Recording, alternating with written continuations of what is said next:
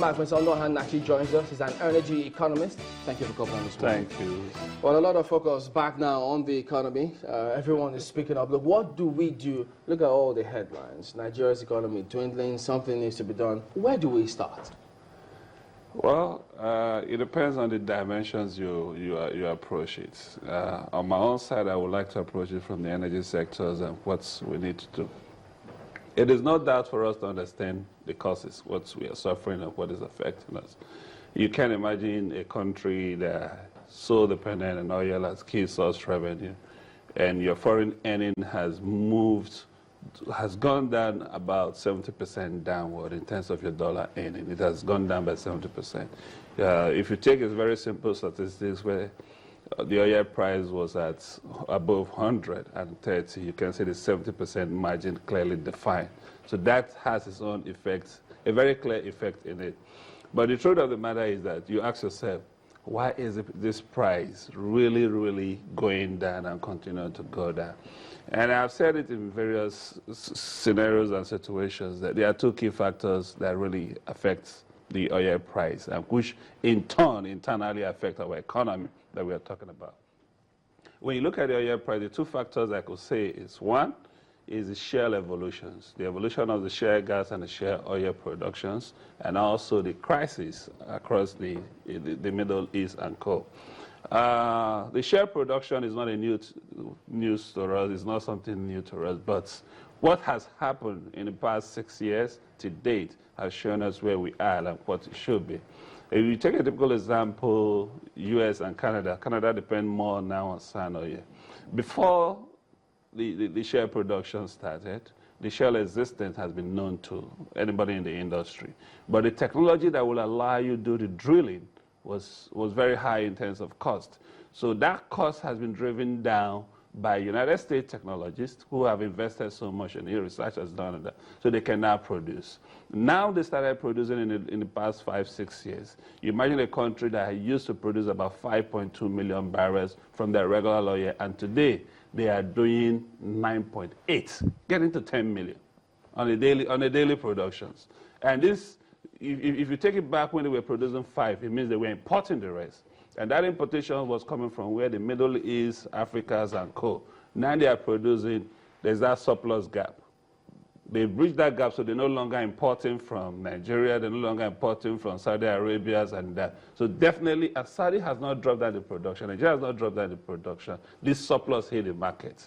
And this share production continues because the reserve they have, whether we like it or not, if you go to North Dakota, one of the oil wells in North Dakota of shale has a reserve of over 7 billion. Just one. And if you cross over to Canada sand oil too, a particular reserve has about 16 billion. So whether you will see them stop the production, no. They've advanced the technology. Of shale oil.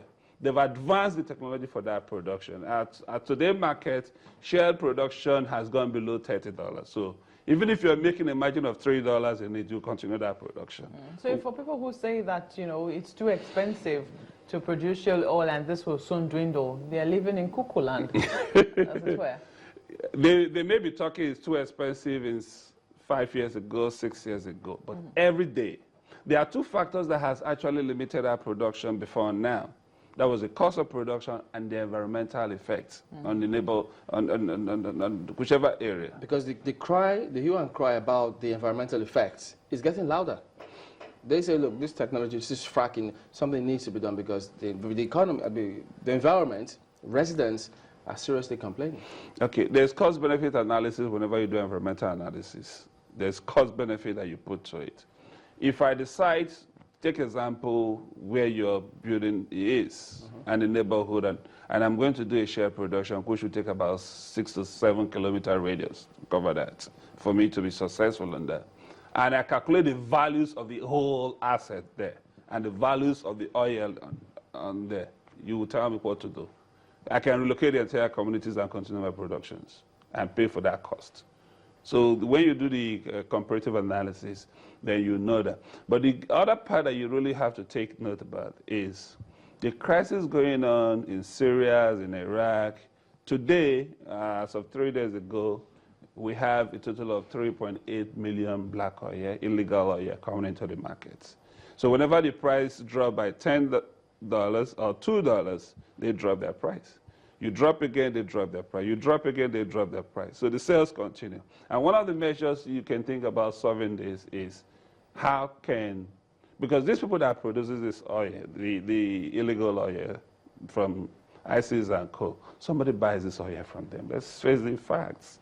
I really give kudos to Putin. In one of the G8 meetings he made, he said, some of us seated here pay for this oil. So why are we claiming ignorance? So we'll go back and say, those that buy the oil should stop. It's like when you... Is it that easy? Because you just said that if the price drops, and the black oil sale also drops its own price. So it's as if they're matching it. No, they're really matching it to remain in the market, to remain very competitive. But the point you would just have to make is, if there's nobody buying from there, it's like when the Americans and the Europeans cry about corruption in Africa, but they warehouse this fund for us. If they fail to warehouse it, where will you take it to? So if they fail to buy it, where would they sell it? So that is one measure, because you cannot stop share production. This is the easiest one. And when people sit back and say, oh, OPEC should cut productions, no, freeze.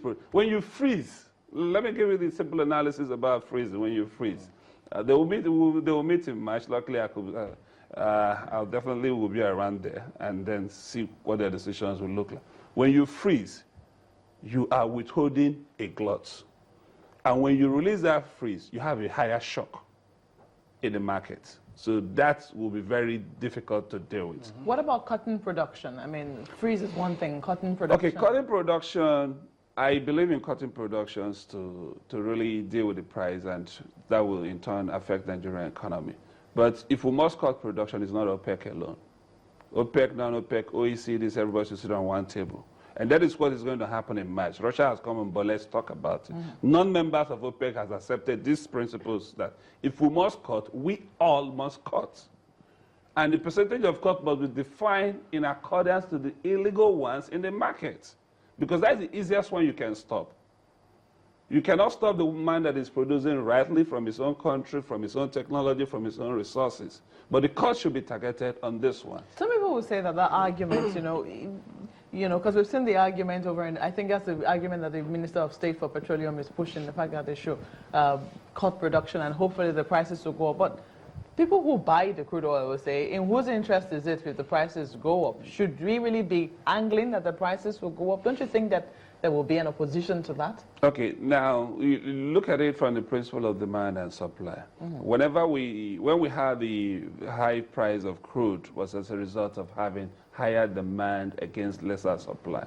In today's market, we have higher supply against lesser demand and all that.